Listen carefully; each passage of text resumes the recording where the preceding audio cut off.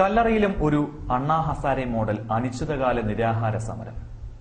അണ്ണാ ഹസാരെ അഴിമതിക്കെതിരെ പൊതുജന പങ്കാളിത്തത്തോടെയാണ് സമരം നടത്തുന്നതെങ്കിൽ ഇവിടെ അനധികൃത വയൽ നികത്തലിനെതിരെ ഒറ്റയാൾ സമരമാണ് നടക്കുന്നത്. കല്ലറ രക്തസാക്ഷി മണ്ഡപത്തിന് സമീപത്തായാണ് പൊതുപ്രവർത്തനം കൂടിയായ ഷാജി എന്ന യുവാവ് സമരത്തിന് വേറിട്ട ഒരു മുഖം കൈവരിച്ചിരിക്കുന്നത്.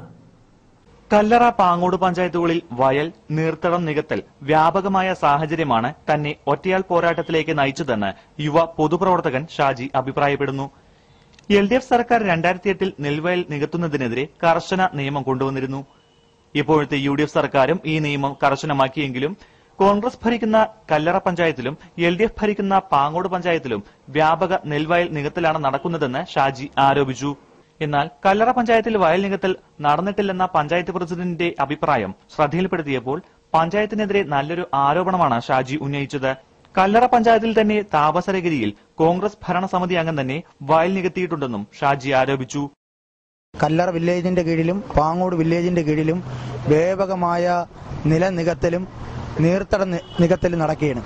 എന്നാൽ ഈ ഒറ്റയാൾ സമരം നടത്തുന്ന ഷാജി കാണുന്നത്ര നിസ്സാരക്കാരനൊന്നുമല്ല.